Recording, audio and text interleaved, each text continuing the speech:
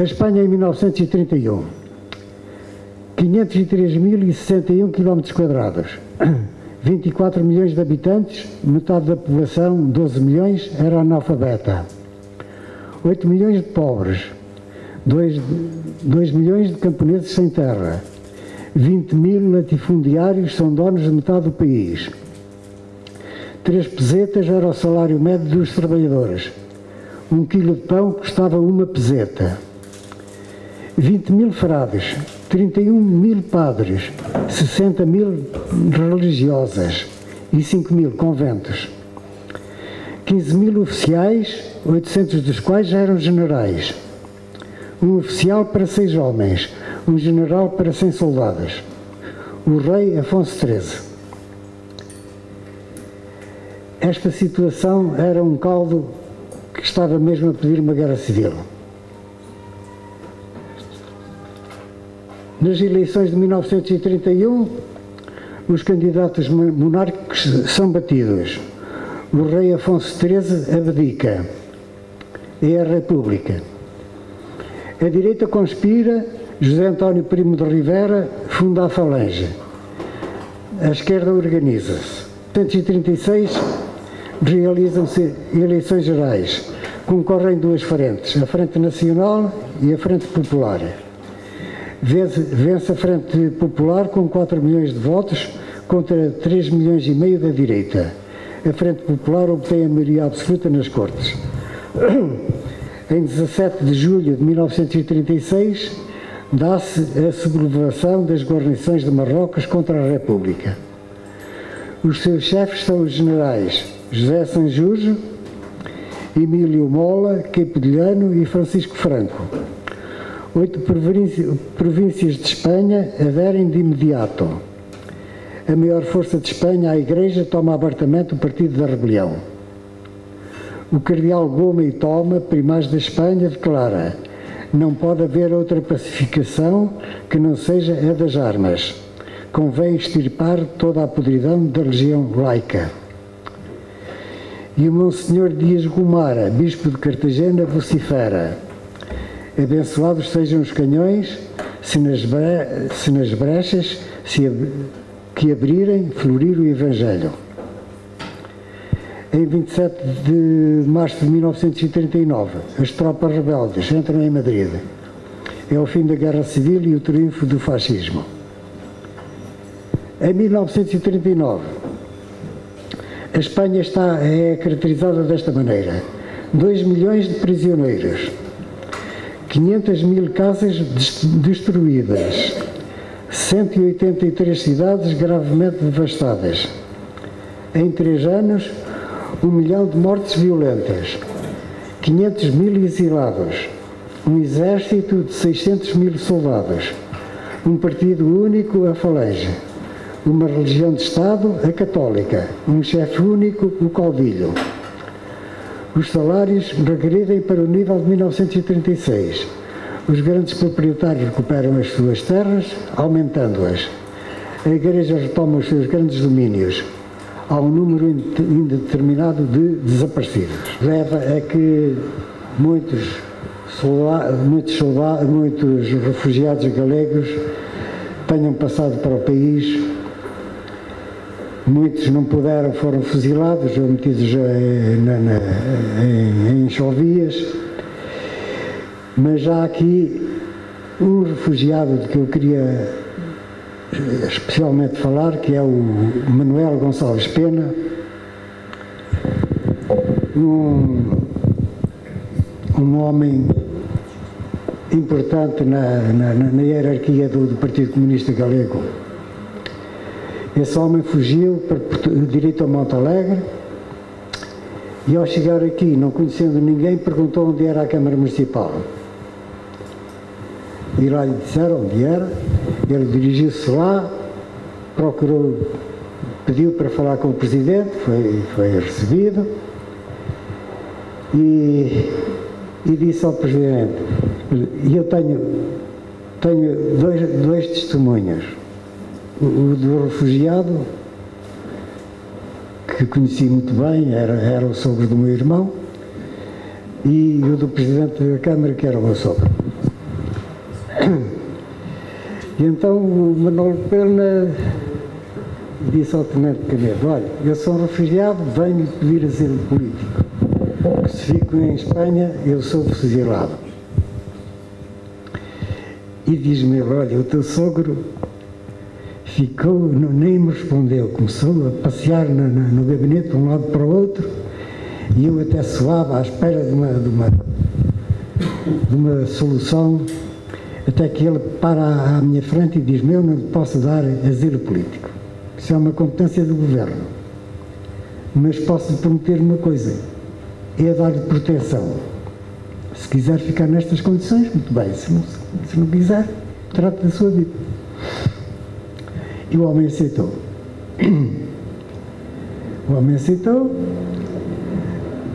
O Tenente Canedo ajudou, e uma ajuda grande que lhe deu foi apresentá-lo ao Capitão Afonso, que tinha ali uma casa muito boa para montar um negócio, e ele seria um homem de iniciativa, fez negócio com o Capitão Afonso, alugou a casa e nos baixos montou um café, que não sei como se chamava, que depois foi o Café Faroeste. O Manolo Pena era casado com uma senhora, a Rosa Tejada, que era uma mulher de armas, uma mulher de porte nobre e valente, e que vinha de várias vezes, sempre que podia, de Mogueiros aqui a pé, ia de Mogueiros a Torém aqui, acompanhada de um criado da lavoura, e fazia isto a pé e regressava a pé. E eu queria contar isto, que no meio desta tragédia toda terá alguma piada. Um outro refugiado, um outro perseguido galego, que não pôde fugir a tempo e que andava por lá de refúgio em refúgio, sempre a fugir às autoridades, um dia pediu-lhe, quando ela viesse cá, se o trazia até Torém para pedir auxílio do Sr. Manuel Barros, do professor Torém. E ela disse-lhe que sim. E quando resolveu vir cá, quando dispôs a vida para poder cá vir, mandou-lhe recado. Diz: aparece tal dia às tantas da noite. E vieram por aí fora. O homem era um político valente, mesmo poderoso.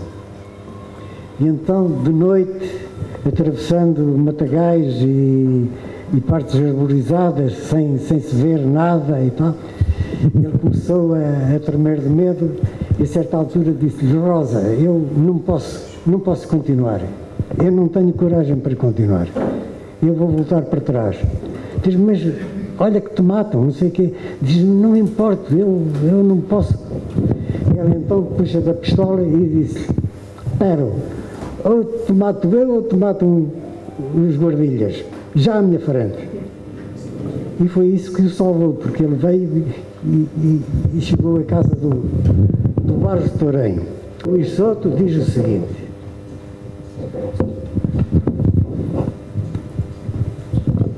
cheguei a Torém porque aquela noite o Sr. Manuel Barros, a quem lhe devíamos fazer um monumento em Ourense, professor de Torém, uma lengoreta de terra que se mete dentro da Galícia oficial, veio-me recolher à fronteira, aonde me levara a Rosinha de Mogueiros.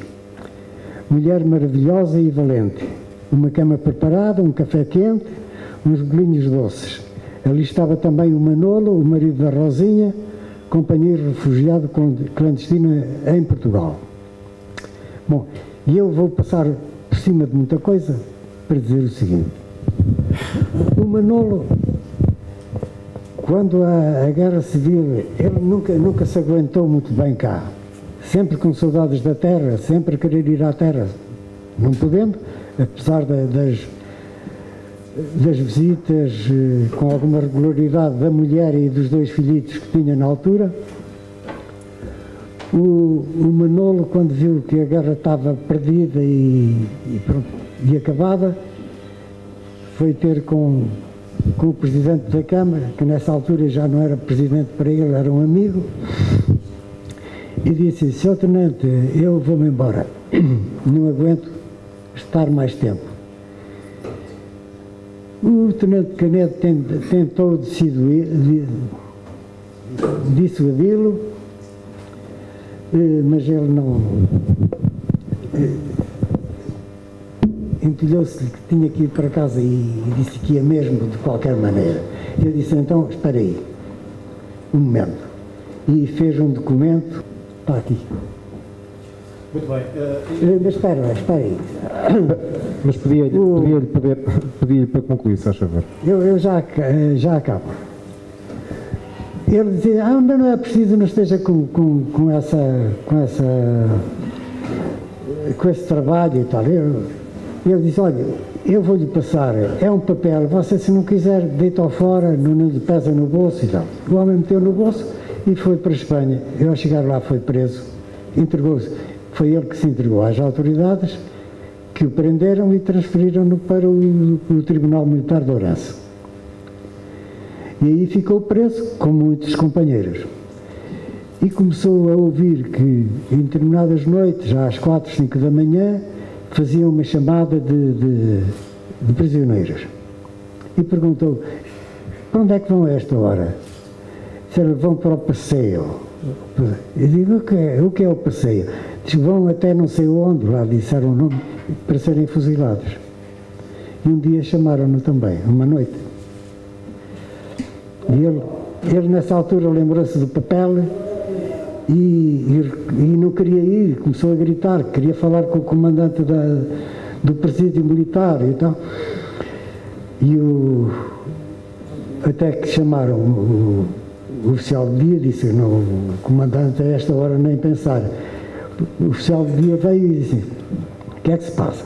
Já é que eu tenho aqui este documento que queria mostrar ao seu comandante.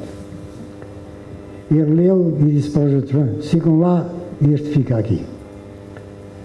No dia seguinte foi apresentado ao comandante e ele leu o documento e disse: bom, este manda-nos instaurar um processo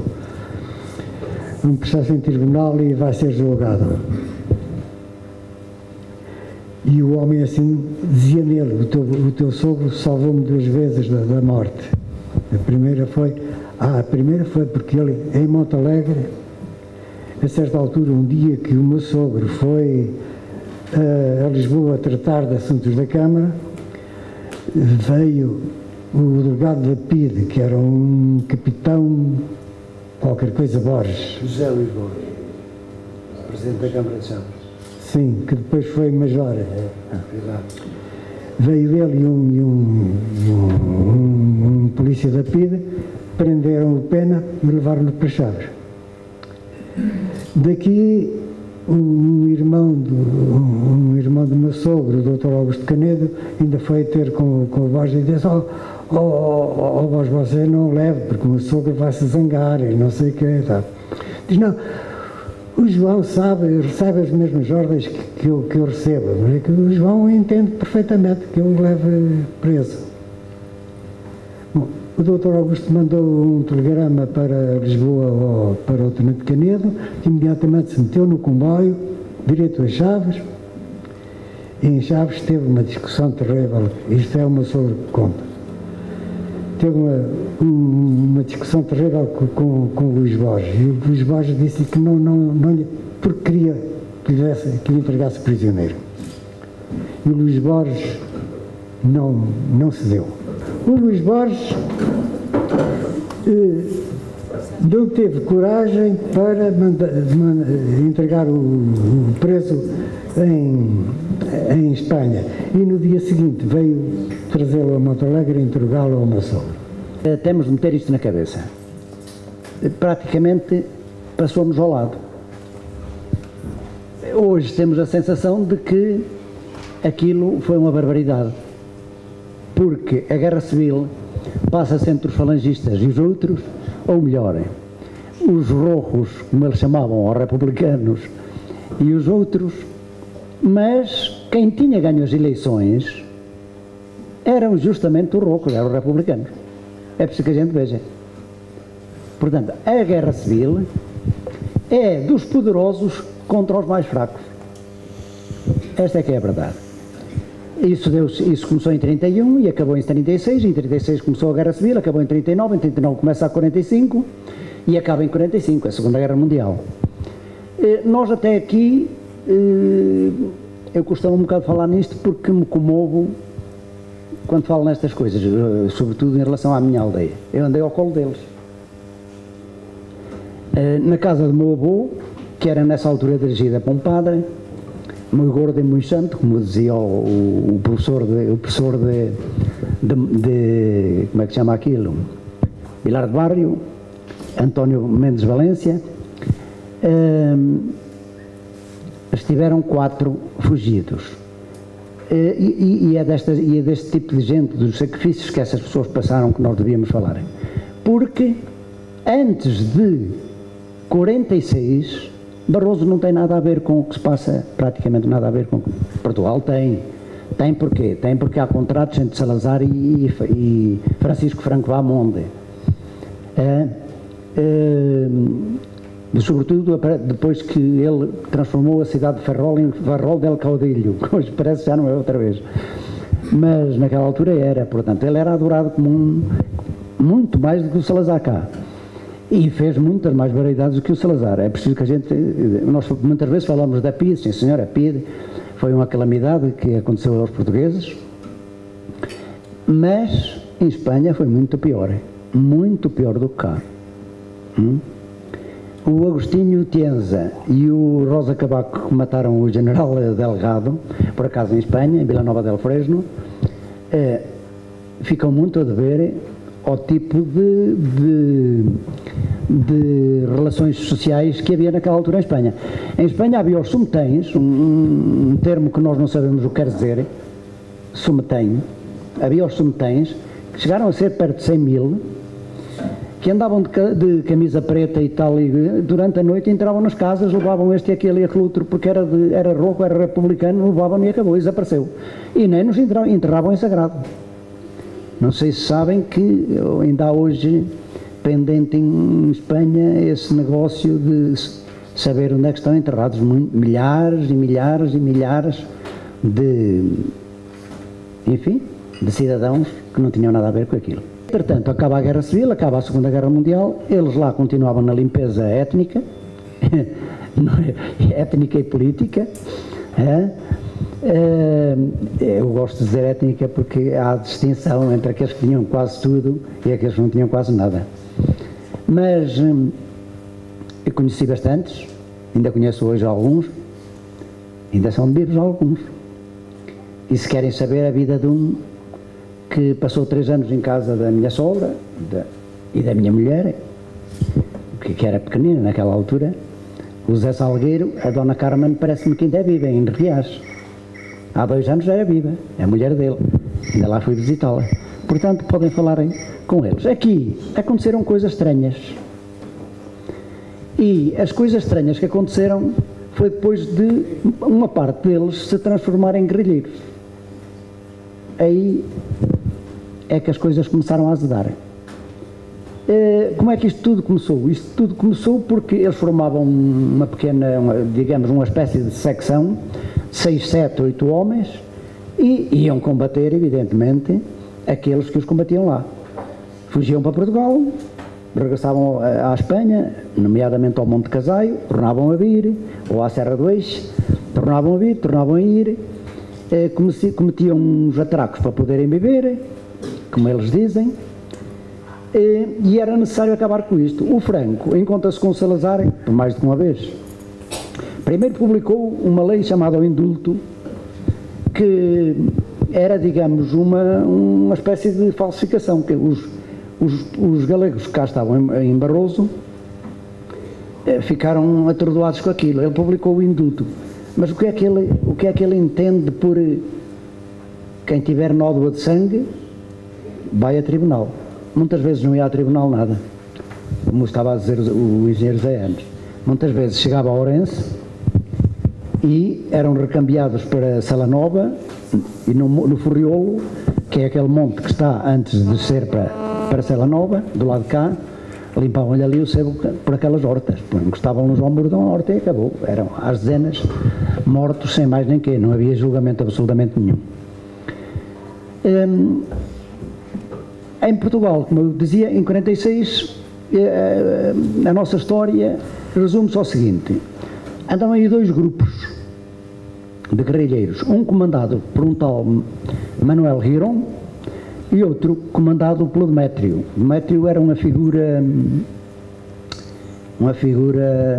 superior, uma figura, enfim, um indivíduo de uma certa estaleca mesmo social, tinha sido sargento no exército espanhol, depois zangou-se com outro sargento que era fascista, deu-lhe umas lambadas valentes e tal, teve de fugir e mais tarde aderiu à guerrilha.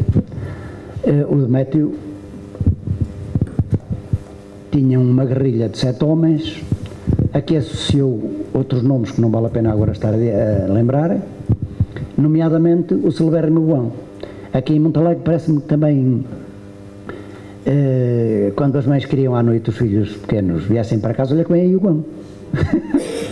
Ora bem, é preciso desmistificar esta figura. Esta figura não é aquele bicho que vocês estão a pensar. Era um indivíduo até estranhamente polido, porque era de uma aldeia miserável, era de Casas dos Montes. Uma aldeolazinha muito pequenina, para alguns 20 moradores, ou 30, do lado da nossa Casa dos Montes, ali ao lado do Cambedo. Entre o Cambedo e as Casas dos Montes há um monte chamado o Monte Vamba. Vejam bem que lindo nome, hein?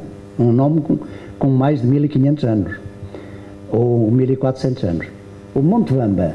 E ali é que era a Casa dos Montes, que era a terra do tal João Salgado Ribeiro. Esse João era contrabandista, era um cidadão normal, corria entre lá e cá e tal, mas de uma simpatia estranha, de um relacionamento com as pessoas. Era comerciante, claro, de um relacionamento com as pessoas formidável. As raparigas adoravam-no, porque ele sabia-lhe falar e tal, trazia perfumes, trazia sedas, vendia cá, vendia lá. Às tantas arranjou aqui um emprego nas minas de Carvalhais. Não sei se sabiam que, além das minas da Borralha, tivemos wolframio e estanho em Carvalhais e Rebordelo e Bessa. Depois ele chegou a ser ali capataz. E foi nessa altura que se relacionou com o António Pinto de Negrões. Relacionou-se bem, fizeram negócios, venderam wolframio. Pode. Eles ficavam em casa na Janica e ele levava a comer. Exatamente. A Janica. Era aí que eu ia. Muito bem. Era aí que eu ia chegar. 5 anos no Rio. Era aí que eu ia chegar. Refugiados entraram sobretudo por Torém. Torém foi a porta de entrada em Portugal por milhares, de certeza absoluta, de milhares de galegos. Alguns extraordinariamente importantes. Alguns, como por exemplo o pintor Colmeiro, o próprio Castelau, que era amigo pessoal do que fala o Dr. Luís Souto, neste livrinho que o engenheiro Anos tem aqui, e que até há coisas muito engraçadas acerca da linguagem do galego, do nós, de terem a linguagem própria, etc, etc, entre eles e as outras pessoas que não eram, que eram castelhanos, ou que eram asturianos, ou bascos. Pois eu conheço. Passaram por ali pessoas extremamente importantes que o professor Manuel Barros, é o próprio Souto que diz, até lhe devíamos fazer uma estátua em Ourense. Mas tinha um processo diferente de atuar. Não nos tinha em casa, porque de vez em quando, claro, era visitado não só pelos nossos guardas fiscais e republicanos, como pela guardilha espanhola, que chegava a vir cá. Eu já lhes vou contar um caso engraçado de um refugiado chamado José Salgueiro, que andou na guerra com o Franco, na chamada Batalha de Oviedo. O que é a Batalha de Oviedo? A Batalha de Oviedo é uma das primeiras batalhas da Guerra Civil em que entra a aviação, como vocês sabem, tão bem como eu, alemã. A Espanha não tinha dinheiro para comprar aqueles aviões com que destruiu mais tarde a Guernica e que foi imortalizada por um quadro do Pablo Picasso. A Batalha de Oviedo foi a primeira experiência que eles fizeram nesses bombardeamentos. Nessa Batalha de Oviedo morreram milhares de tipos e outros ficaram estropiados. O Zé Salgueiro ficou sem um calcanhar. Ele e outros. O Henrique Chapa, etc. Que era da guerrilha do Demétrio. O Zé Salgueiro ficou sem um calcanhar, veio para o hospital para Santiago e no fim mandaram-no ver a família, mas mandaram-lo apresentar outra vez na frente de Oviedo, 15 dias depois. Ele chegou lá, era contrabandista, ali numa aldeia Salgueiro, já não existe, já está extinta a aldeia. Está ocupada agora? Estão a recuperá-la. E tinha casas bem bonitas, de pedra, bem feitas. Eu passei lá para aí há 30 anos ou 40. O Zé Salgueiro disse aquilo ao pai, e o pai, não, agora não voltas, não, outra vez para a Batalha de Oviedo, não, agora foi um calcanhar, depois vai uma nádega, não, isso não pode ser. O que é que faz? Agarra nele e trá-lo a Mourilho. Quem era padre de Mourilho? O padre de Mourilho era o tio da minha mulher, irmã do meu sogro, que são naturais da Vila da Ponte, e ele também era natural da Vila da Ponte, que recebe o rapaz. O pai pede-lhe para ficar com o rapaz, com o Zé Salgueiro, e ele ficou. Não fazia trabalho nenhum, agarrava no cavalo do padre, levava ao Lameiro, tornava a ir buscá-lo à tarde e tal. Um dia ia buscar o cavalo ao Lameiro, aparece-lhe a guardilha, os espanhóis, para o levar. O rapaz, claro, a fugir, Deus-me livre, a fugir para ali fora. Chegou a casa e disse ao padre, mas estão, os de lá estão aqui e tal. Não me digas, tal. Isso é uma vergonha e tal. O padre parece que ainda veio fazer barulho aqui a Montalegre, aos guardas e tal, que era uma vergonha não terem, as fronteiras não estavam abertas dessa maneira, para eles virem aqui buscar refugiados. E então nessa mesma noite pediu um cavalo ao homenzinho, pôs o rapaz em cima de um cavalo, ele pôs-se no dele, de paz para um lugar seguro. E levou à Vila da Ponte, a casa da mãe dela, onde passou 3 anos.